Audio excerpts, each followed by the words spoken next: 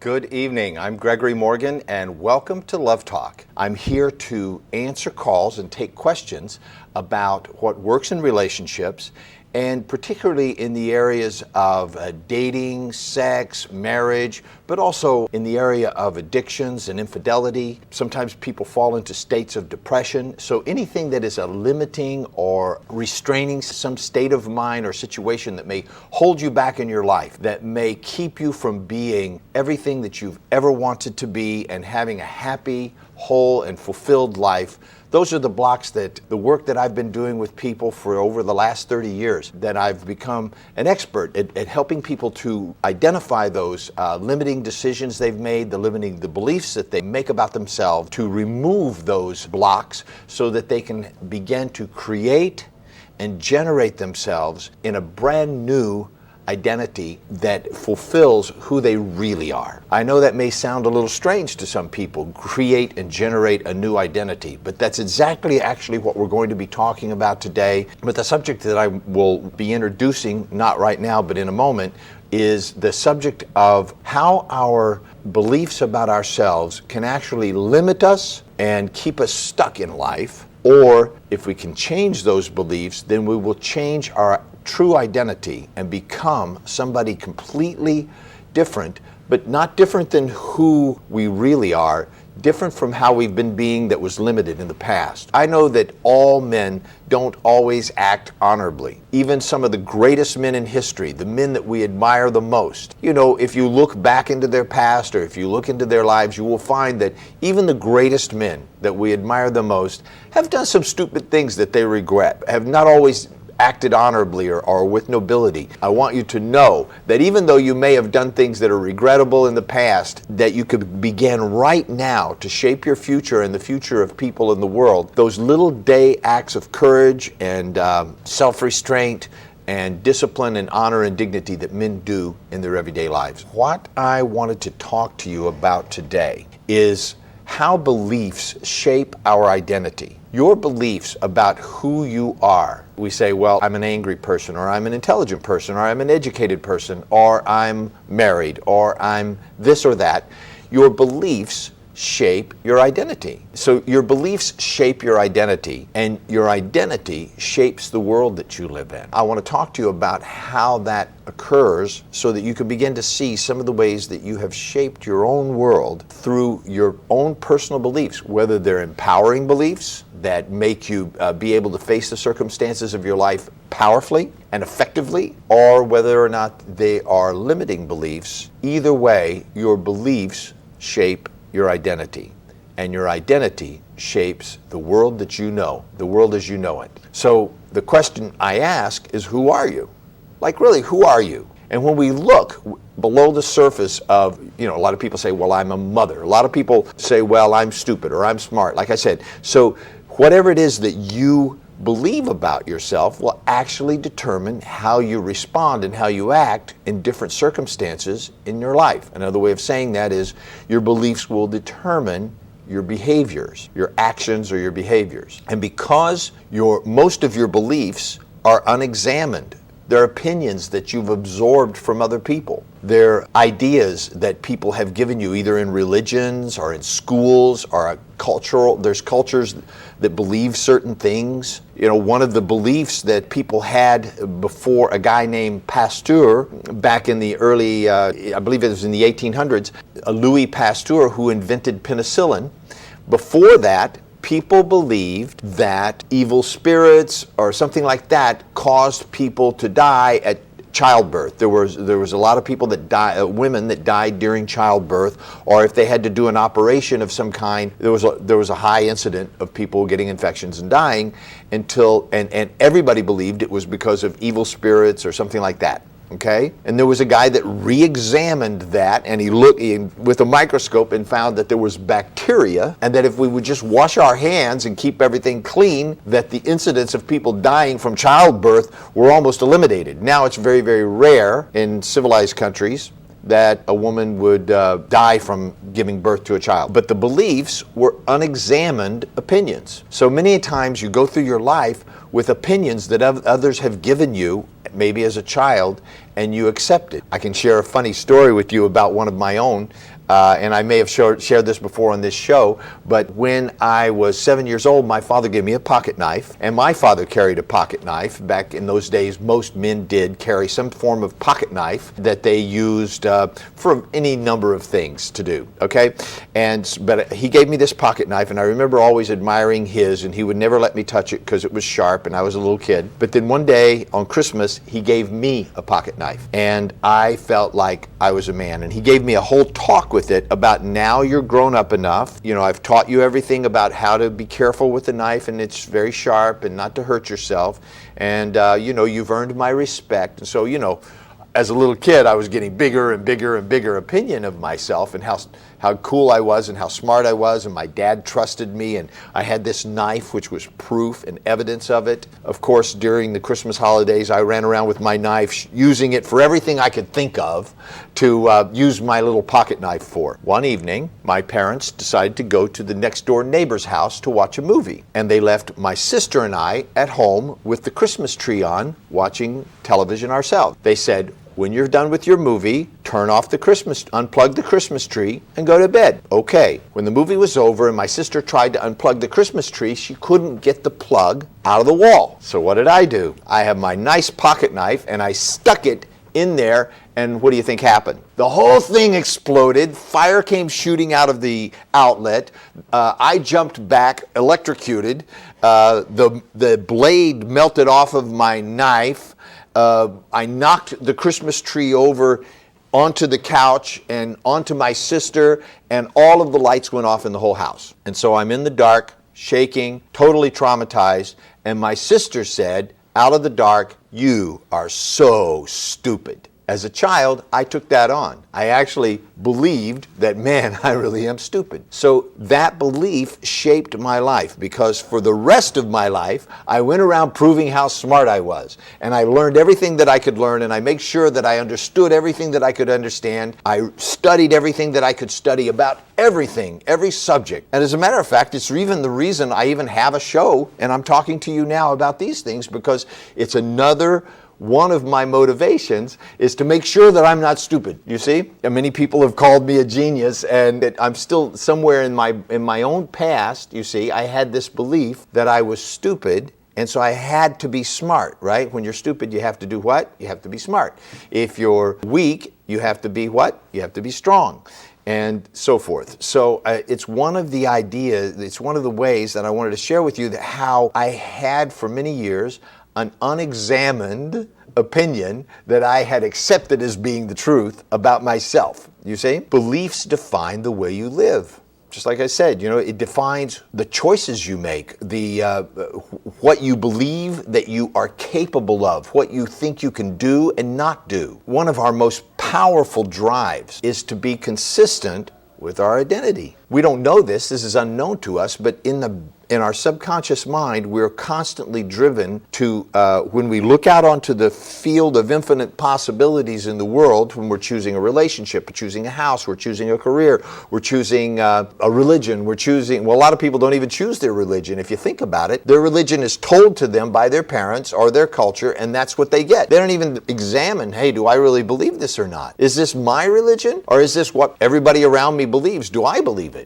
So most people don't even examine that. You know, so people say, I'm a Jew, I'm a Muslim, I'm a Christian, I'm an agnostic, I'm a Buddhist, and because everybody around them was. And so they told them, you are that. And so you're born with that kind of name and in that kind of culture, and so you become that in your identity. And so you seek to be consistent with that. In other words, you wouldn't do something, if you're a Christian, you don't do something that a Christian's not supposed to do. You do things that a Christian's supposed to do because you consider yourself to be, you want to try to be consistent with that. And the same is true for any other religion or whatever. If you are an athlete, you do things like athletes do things, right? You have a certain belief about your physical capabilities. If you are a computer technology person, then your approach to things might be consistent with, there must be a computer solution to this problem. Even when that identity, even when that belief about yourself is limiting or even negative, as in the case of you're stupid, right? Or you're weak, or you're fat, or you're ugly. You know, those limiting beliefs that people say to us whenever we're children, or that we say to ourselves. You know, a lot of times we'll say things to ourselves. We'll fail to do something or be something as a child, and then we'll go, oh, I'm weak, or I'm stupid, or I'm insufficient, or I'm unlovable, or I'm bad. So even when that identity is negative, we still seek to be consistent with that.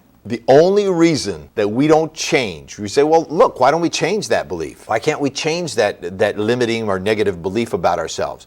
It's because we associate change with pain. Most people associate change with pain. If you're a little overweight, everybody knows how to get rid of that, right? You diet, or you eat less calories, and you work out. You burn more calories. You eat less calories, you burn more calories. You burn more calories than you eat, you're going to lose weight. Simple as that.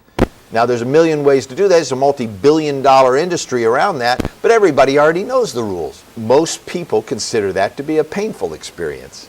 Most people don't want to have necessary work to make that change. So because change is often associated with some kind of pain or discomfort, and as human beings, let's face it, we're designed to move away from pain and move towards comfort or safety. And what's more safe than leaving things exactly the way they are, even if it's painful? So when the pain of changing seems less than the pain of staying the same, people often change. They'll go through the thing of changing. Here's the good news. So the good news is you can change permanently and instantly. I mean, like rapidly. It begins with asking yourself the oldest question in the universe, you know, the age-old philosophical question at the bottom of all philosophical discussions and serious theological examinations. At the bottom of all that is this question, simply, who are you? I mean, like, who are you really? And most people spend their entire lifetime never really asking this question authentically. Never really sitting with it long enough to come up with anything that is of any value to them. And so I'm going to invite you to take this time, this show right now. If you're watching this show and you've watched this far, then why not, instead of looking at this for some kind of entertainment value, do the work with me now. So get out a piece of paper or something to write on, and really just take the time to go do that now. And let's just take a moment and ask yourself, who are you really? You know, are you a leader? Are you a follower? You know, are you a victim? Are you a victim of your past? Did something happen to you in the past? And so every time, you know, I know people, I say, who are you really? They go, well, I'm a victim of child abuse. Really? That must give you a future really exciting to live into. That must be really great when you go out on a date. Hi, I'm a victim of child abuse. Would you like to have a relationship? Or a job interview. Hi, I'd like to work here. Well, who are you? I'm a victim. I'm a victim of child abuse, or I'm a victim of incest. I don't know. Are you, you know, I'm a former prisoner of war. All of those things are very valid and very painful experiences, and I'm not belittling that. What I'm looking at is, do you really want to have that as an identity? Is that really who you are? Because I don't think so. But a lot of things have happened to me in my past, and I'm very, very clear that that's not who I am. It has influenced who I am, but in a positive way. Even the thing of electrocuting myself and burning up my knife and having my sister tell me I'm stupid has affected me in a positive way. You don't have to be a victim of your past. Are you somebody who defines yourself right now? You know, you could declare yourself to be, you could create yourself to be somebody who says, you know, I'm not a victim of my past. Who I am is somebody that calls the shots in my life, that defines my own life from moment to moment, minute to minute, hour to hour, day to day. I'm the one who says who I am and who I'm going to be in the future. You have everything in the world to say about that. I recommend that you take that on right now. Who you are for yourself controls you. Who you are for yourself, who you say you are, controls you. So be very careful about who you say you are, because it controls the way you're responding to me. It controls the way you're responding to this information even. So who you are for yourself defines, controls your behaviors in life. It controls what you think, what you believe is possible for yourself. It controls how you feel and what you do. It controls your career, your occupation, your relationships. It controls your roles in life. It controls all of the things that you do. And because what you do is the source of the results that you produce in life, what you do, the actions you take in the world, make the world that you live in. So literally, who you are for yourself controls your world. I'm going to go ahead and take some calls, and we'll get back to this in a moment. Go ahead and... Hello, this is Gregory. You're live on the air.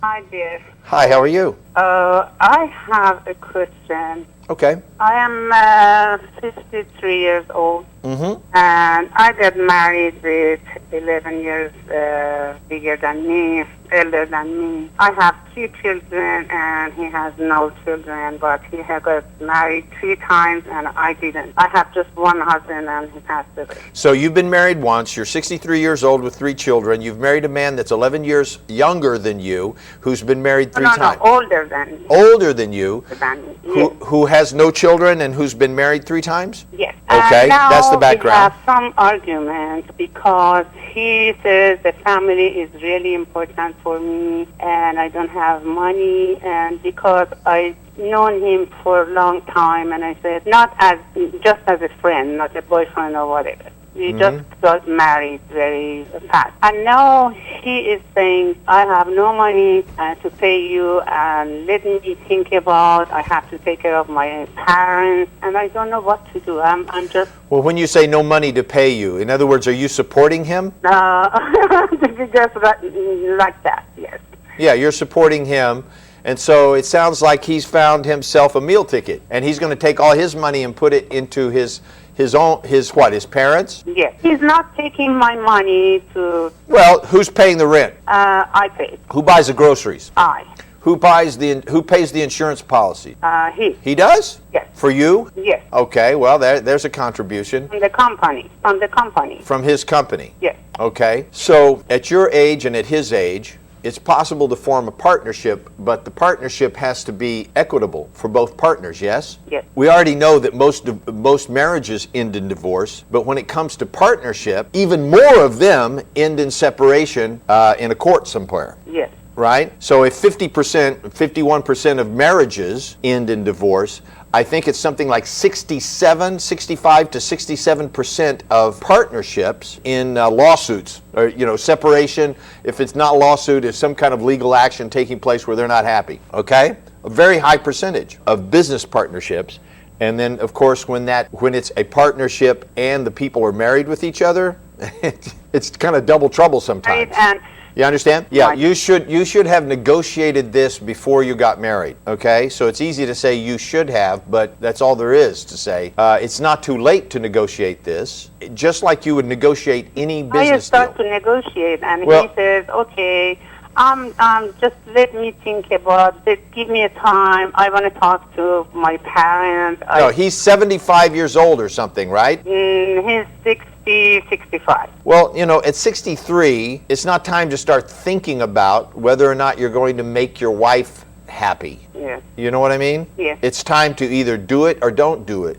And at 53, at 53, you kind of have an obligation to yourself to negotiate a good deal for yourself. Do you know what I mean? Because the chances of you, getting divorced and remarried again are very slim, right? It's really hard. Yeah, it's very slim, and for a 53-year-old woman that's got 3 kids to get married, let's face it, it's not everybody in town that's going to buy that package, right? And I'm sure you're a beautiful, fine, wonderful woman. I'm nothing about that. It's just that most guys are not going to marry a 53-year-old woman with 3 kids. So it'd be a good idea for you to negotiate a good deal for yourself, unless you want to end up supporting him for the rest of your life, because he's going to get old. Yes. He's going to be old. He might get sick, and I understand everything. Yeah, just I want to make sure I'm not wrong, and I go for more negotiations. Well, that's the bottom line. You need to negotiate a better deal. Marriage at any age is a business deal, and I know that sounds cold, but that's what it is. Okay, people love each other. They want to have children together.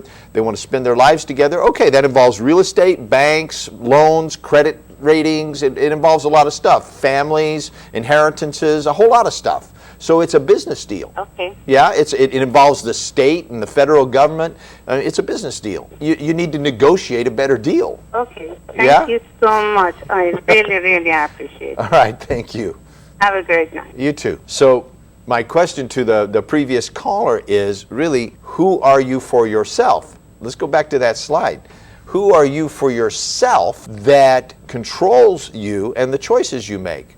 In other words, You chose that guy, and I'm sure he's a good man. He's like a wonderful man, and that you guys get along great. And listen, you might ask yourself, can I afford him? Can I afford his companionship? You know, if certainly he's brought something to your life that you cared enough about to say, you know, I want to spend the rest of my life with you. And that's a very big deal. And so that's precious and rare. My highest hope for you is that you guys spend the rest of your lives together. As you said, he's been divorced 3 times. He doesn't exactly have a track record of having made his wife happy. So I want to know, you know, one of the first questions I would have asked him before I marrying him is, what's different this time? How is it going to be different for you when problems come up, issues come up, when we fight and argue, because everybody does? How are you going to handle that differently now that you didn't those last 3 times that resulted in you having 3 divorces in a row? Now, what have you learned so that I can put my faith in you and share my home and my real estate and my bank account and my life and my body with you? What's different now, you know? And I would question your own beliefs about yourself, because your beliefs, if you have a belief, I'm not deserving, or this is the best that I can get, never going to get any better than this, whatever those kind of beliefs are, if they're limiting beliefs, they will control your relationship, and they will control your career or your occupations. They control the way you think, and they control the way you feel about yourself and everybody else, and ultimately they control what you do. The conversation that I'm putting forth here in this show today is, who are you really? Who are you for yourself? And I invited you earlier to get out a piece of paper and just begin to write down. Write down all the good stuff, but certainly write down the good stuff, but also write down some of those ugly things that you wish, that you hope nobody will ever find out, that you privately think about yourself. Because if you can't say it even to yourself, if you can't even admit to yourself those things that you believe about yourself that are limiting you, then they are running you and controlling you. By identifying them, by literally shining the light of your consciousness and awareness on a hidden belief, one that you may even have been hiding from yourself. I'd rather not look at that belief I have about myself. If you're hiding your own beliefs from yourself, then those beliefs control you. If you can identify them, that's the whole work of transformation. The first step in transformation is awareness. Awareness simply means to bring something hidden into the light of your consciousness and awareness and cast a light on it, to look. That's what enlightenment means, to enlighten yourself to what is hidden or in the dark, and thereby have a choice. Now it can't control you because you have a choice about it. If you have a choice about something, it doesn't control you. You understand? Simple enough, right? You know, I've done this work. And like I said, many people will define themselves like, they'll say, well, I'm an architect, or I'm a doctor, or, you know, I'm a mom, or I'm a dad, I'm a Jew, or I'm a Christian, or I'm a Buddhist, or I'm a Muslim. And they'll identify themselves by their religion, or I'm an Iranian, or I'm an American, or I'm an Indian, you know, I'm whatever, right? People are always identifying themselves by something that was given to them, not something that they chose. Okay, there's a huge difference about what you choose and something that you just accept because everybody says this. It's like you get born, they say you're this, and you go, okay, and that's it. And you live your life unconscious and limited by those beliefs. Just because you identify something and you see that it doesn't work for you, doesn't mean that you can't keep doing it. So what makes you, you? What makes you unique? Is it your past? Is it your accomplishment? You know, a lot of people say, well, you know, I used to say this all the time, I'm a former dancer.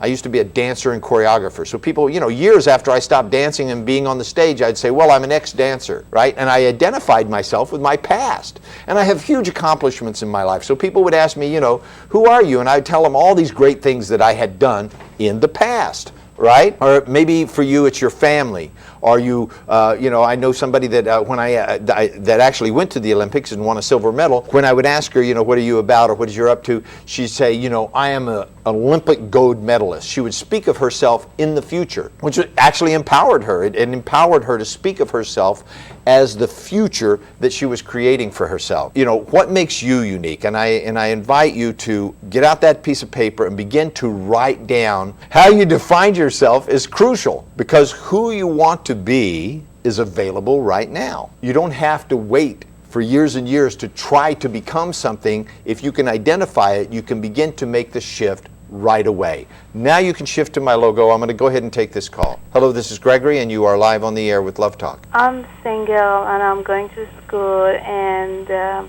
also my son is on drugs, and I don't know. I feel like kind of know what's going on with me, and I know how should I deal with it, but sometimes I don't have energy. I don't know where they come from. No. Okay, so how's that a problem for you in your life right now? The problem is nothing. It's nothing. I'm still happy. I'm working only 1 day a week. I go to school, and by going to 12 steps Al-Anon, I kind of understand my son's situation. And I don't know, is it because of my age or changing all those changes, or is I used to be I didn't have any energy my whole life, and right now I'm taking some and let me ask you something. Are you taking mind-altering drugs? No, nothing. No mood-altering drugs or prescription drugs of any kind? As I said, SAM-E. SAM-E? I don't know if you heard about that. What is it? It's for mood swings. Yeah, and that's what I thought. And that was prescribed by your doctor? No, it's over-counter. It's an over-counter mood-altering drug? Yes, it's the kind of vitamin, it's an herb.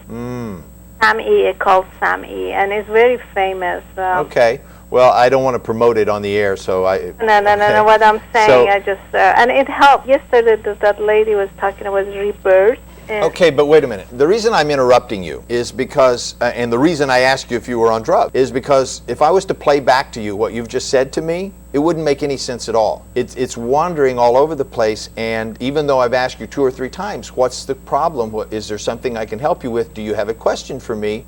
You still keep wandering all over the place, telling a story about your son that's taking drugs, and you're something about menopause, and you're in school. That's about all I know, you see. And so problem is, and then I said, well, what's the problem? You said, oh, no problem, I'm so happy, everything's fine. What I recommend is that you A, stop taking whatever it is that you're taking, okay, and B, go get some help. But, you know, whether it's with myself or my wife or some other therapist, but get some help, because you've lost your focus, okay, and it's not something you're going to be able to do by yourself. Trust me on this. Okay? This is not something you're going to figure out. It's not something that somebody on television in a 2-minute conversation is going to be able to handle for you. So the most efficient and effective thing that I could possibly do for you right now, and I really want to help you, is to tell you, look, your 12-step program, great, keep doing that. But I think you're going to need some other help as well. Okay? In finding out what is the purpose of your life. How do you find yourself as an individual? Who do you want to be? Where are you at right now, and where do you want to be? Listen, there's nothing wrong with you. There's nothing wrong with you. I'm not trying to tell you there's something wrong with you. However, you need to get a focus in your life and go straight for that. And then have people around you, whether it's a therapist or a group of people in your AA group or whatever it is, that help you stay focused on where you want to get, okay? Because that being focused and going where you want to go, that's a practice. It's something you have to do every minute, day to day, hour to hour, until you train your mind and you train your spirit to have the discipline and the wherewithal to keep going in that direction. Right now, you're kind of like wandering all over the place, and I don't even, and the thing is, the reason I'm saying it to you is that you don't even know you're doing that. Mm-hmm. That's where, yes. Yeah, you don't even know you're doing that. You're just kind of wandering around, and it seems like whatever what's coming out of your mouth is whatever floats past the window of your mind. You see? That's and right. For people who are focused and who want to help you, and or who want to be with you, or maybe participate with you in life in some way, anybody that would want to have a relationship with you, or give you or work with you on a project, or give you a job, or in any way participate in your life, couldn't, because you're all over the place, that we don't know how to relate to you. Do you understand? So it's urgent that you take care of this. Sure. It is.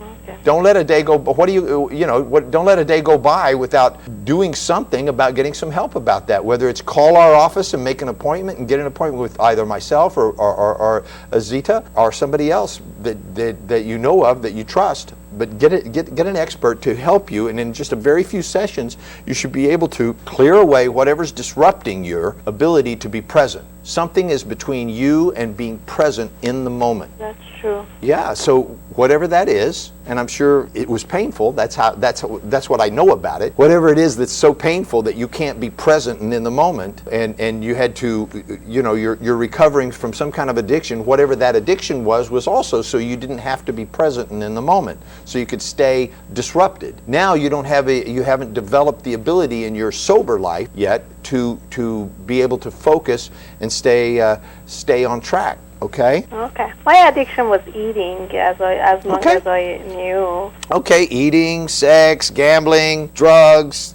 tobacco, even caffeine, really, alcohol. All those things are ways of distracting our minds so we don't have to be present to something that's painful, usually. That's true. Yeah? Okay, thank you So so get that much. thing handled. See, the addiction is a symptom. The addiction is a symptom. The source is the thing in the past that's unfinished and unresolved. You get that thing finished and unresolved, and I promise you, absolutely, because from my own experience and from working with thousands of people, you get the source of that handled once and for all, and I've seen it happen in minutes, not hours or days or months or weeks or years. Minutes. You can get that handled in minutes. Less than an hour, and I promise you the addictive part, which is just a symptom, will begin to fall apart. The compulsion to be spaced out or to not confront things will begin to dispel and go away. I promise you. Okay, thank you. I've done it on myself. Okay? Very much. Yeah. Bye-bye. Bye-bye. Hello, thank you for holding. You are now live on the air. Hi. Hi. I have 2 questions. Thank you. My daughter dating a boy for several months. Mm-hmm. The strange thing is that they knew each other for several years.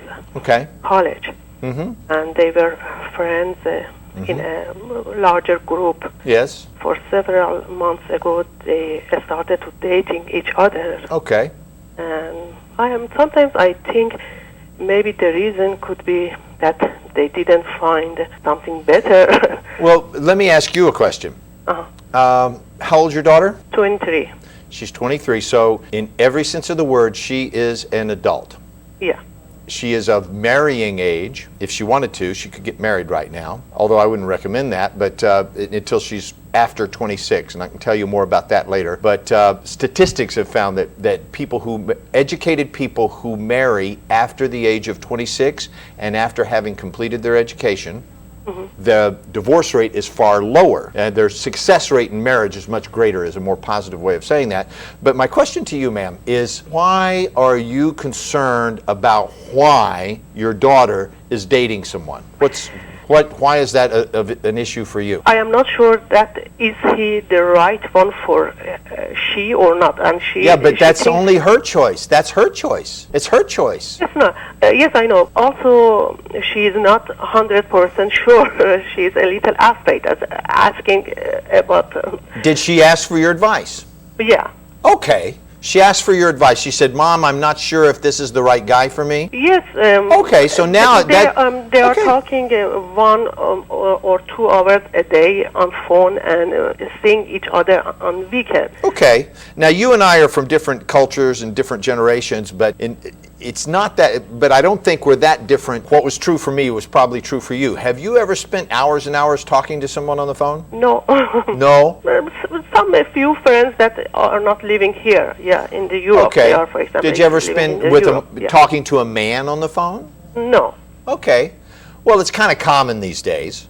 Mm-hmm. Okay. And I certainly have. And, in my culture, that wasn't that uncommon for, to get to know somebody over the phone. I think it's better to get to know somebody in person, but when you enjoy having conversation with somebody, that's a very important indication that you have an important element in relationships. I'm going to tell you what she should be looking for, not you, her.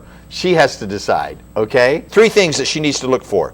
Communication. Yes. The question for me is if it was they are the right person for each other, why they didn't find each other 3 years ago, that they knew each other 3 years ago. Look, but even if I gave you the absolute perfect 100% correct answer to that question, which nobody could answer, you know that nobody could answer that question. That's a why question that has no answer. So even if I could, the answer to that wouldn't change anything, would it? So I just want you to notice that you're asking a question that even if you had the answer to it, the perfect answer, the right answer, it wouldn't make any difference. And the other thing is... Wait. Did you notice that? Yes. Okay, so I'm not even going to answer that question because it's irrelevant, okay? So let's talk about why you are concerned about her, and the answer to that is that she's asked you your advice, and that's good. All right? Because you're her mom and she's asked for your advice. The point I'm making here is that I don't think that mothers should give their advice after the age of 23, unless they're asked for it. Yes. Okay? And that's just a question of, you've had your 21 years or so to give her your best advice. I'm sure you've already done that, right? You're a great mom. She's a great gal. She's going to school. She seems like a nice person. You've done your job. Now your job is to find yourself a life now that your children are adults.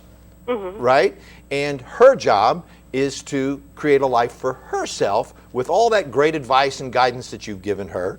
And if she ever runs into something that she needs help with, to come and ask you because you're older and wiser and you know a lot of answers that she may not have figured out yet. So I just wanted to use this example to sort of establish that a little bit, okay? And give you some guidance in the direction. And I'm going to point you at something, and you may think I'm just trying to sell you some CDs. I'm not. I don't care.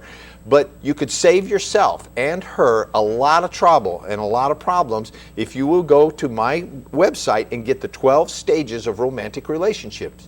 It's about 3 or 4 hours of it's CDs. In about 3 or 4 hours, you can listen in the car or whatever, listen as many times as you want. Everybody that listens to them has told me I had to listen to it several times. There's so much information in there that, to absorb it, it changed their lives. I don't think anybody should get married until they've absorbed that information, that's in the 12 stages of romantic relationship, and in my wife's book called Girl Talk, and that's in English and in Farsi. So you can get Girl Talk and the 12 stages of romantic relationship, and I promise you will have a lot of information on how to choose a proper mate, how to know if somebody's the right person for you or not, but also, more importantly, how to be the right person. It's more important to be the right person than it is to find the right person. Do you understand? Yes. And if your daughter's being the kind of woman that she's always wanted to be, and that she's happy with herself, and she's pursuing her dreams and content with herself as a woman, then she will naturally attract to her a man who is at the level that she's at. Now, other men that are not at her level will also be attracted, but she will be able to tell the difference. Do you see? She won't be interested in those men that are not up to her level. Now, my question for you is there some concern you have about the man that she's seeing? Do you think he's not good enough? Because, that would be natural. You're her mom. Nobody will ever be good enough. But no, as I said, the question for me, it was what they are not finding each other, as I said, for several years ago. And maybe the boys waited to find some other person. And I heard my daughter told me that the boy told her that in age between 15, something like that, he was in love with someone in Iran. Yeah. And but not. It was just talking, and he forgot her. That's called infatuation. That's called infatuation. Love is different. A lot of people, what he was describing is called infatuation. It's where you're infatuated or caught up in a trance about somebody. It's different than being in love. When he's telling my daughter that, for example, in 5-6 years, they didn't talk with each other, and it's not something. He's not thinking about her. Should she believe it or no? Well, I don't know. I don't know the young man, and I don't know. I wasn't there, and so the truth is, and you got to get this. He's telling her, she's telling you, you're telling me. Yeah. Okay? Mm-hmm. So by the time it got to you, it was already distorted. You understand? Yeah. So we don't know, right? Mm-hmm. We don't know what actually happened. We don't know what he's really feeling. We don't know. That's the truth, Yeah. right? It may be absolutely true that he doesn't have any feelings for this girl anymore, or he may still have some feelings. But what's important? What's important is he a good man? Is he responsible? Does he have a good reputation? Is he generous with his time, money, energy? Yes, Is he interested in being married? Is he, okay, a lot of guys are interested in marrying. Is he interested in marrying her? Would he be a good father? Is he responsible? Does he have resources? Can he support a family if there was one? Yeah, You know? he's believing in a family, a big family. Yeah, but you know, a lot of people believe in family, but they're never going to make any money because they like to sit around on the couch and play video games. So, you know what I mean? There's a lot of things that you ought to be looking at, and whether or not he still has feelings for somebody that's in Iran 10 years ago, who cares? It was by phone a long time ago. Yes. Right? I would more look at what is he saying to your daughter right now? Is he saying, I want to build a relationship with you? Is he saying, I see a future with you? Is he saying, I would love to have children? In other words, is he saying those kinds of things? Yes. Well, I would listen to what he's saying, because guys don't just sort of say that. Some guys will say things like that in order to be able to have sex with a woman or something. But you know, you got to like listen to your heart, because women know the truth, you know, and your daughter, if you've taught her to be a great woman, and I'm sure you have, will listen carefully with her heart. Is this man telling me the truth? Is this really him? Is he, you know, so I started to tell you earlier, and I'll tell you now, there's three things that are like absolutely essential. Communication, and it sounds like they're communicating very well. They talk on the phone for 2 hours a day. Sounds like they like to communicate, right? Yes. Communication sounds like they got that, right? Chemistry. Are they sexually attracted to each other? Because listen, they're supposed to be, right? Yes. I hope they are. You know, I hope they're very sexually attracted to each other. Communication, chemistry, and continuity. In other words, is this like an ongoing thing? Is it sort of hit and miss, or is it, right? And also commitment. Commitment means like you say you're going to do something and you do it. You keep your word. So those are the things that she ought to be looking for in a man, any man. And if this man has those qualities and he's saying, listen, I'm interested in talking about marriage and creating a future, and he's demonstrated through his actions that his actions are consistent with what he's saying, I wouldn't worry about why it took him so long, you know. Maybe he wasn't ready. How old's the guy? The same age. Yeah, see, that's too young for him to get married. Honestly, I'm going to tell you the truth. 23 years old for a man is very young to be getting married. I wouldn't recommend it, okay? Just because men mature slower than women do. Women, because of they're born with a womb and breasts and the ability to give childbirth, they mature emotionally very quickly, right? Men, we don't have that stuff, so we just are kind of like, we grow up eventually. But not at 23. Yeah. You know? In the sexually, the partner, how much they should do the fantasy of the other partner? Yeah, that's not a short question. I mean, it's a short question, but I don't have a short answer for that. As much as they want. As far as fantasy is concerned, why not? Thank you very much. Thank you for your call. I didn't get to the end of everything that I was telling you about today, about what makes you unique and how to actually step into designing a life for yourself. This is something that we do at Embrace Growth. I do in my private sessions with people.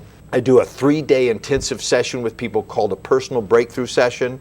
It's 3 intensive days of private sessions with me, one right after the other, in which your entire life changes very, very quickly and permanently. Sorry, I'm completely out of time. Thank you for watching my show today. This is Gregory Morgan. You've been watching Love Talk.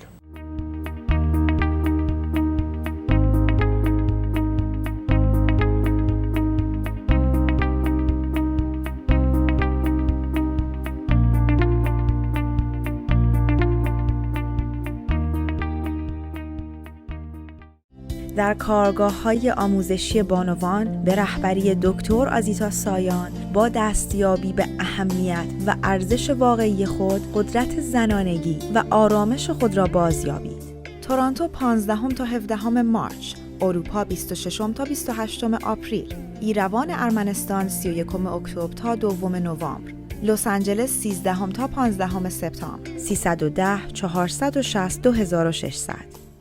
اپلیکیشن امبریس گروت همکنون در اپ استور. با ساختن اکانت شخصی شما می توانید پروفایل خود را مدیریت و زبان مورد نظر خود را بین فارسی و انگلیسی انتخاب کنید. وقت مشاوره خود را رزرو نمایید. محصولات از جمله CD، DVD و کتاب‌ها را خریداری و دانلود نمایید و یا برای کارگاه‌ها و سمینارها نام‌نویسی کنید. همچنین شما می توانید به برنامه‌های تلویزیونی و رادیویی دکتر سایان و یا آقای مورگن به صورت رایگان دسترسی داشته باشید. اپلیکیشن امبریس گروت را امروز از اپ استور دانلود کنید. یک مرد منحصر به فرد، مسلط، متمرکز، قابل اعتماد و رضایتمند باشید. کارگاه شرافت، عزت کلام و مهارت به رهبری دکتر آزیتا سایان.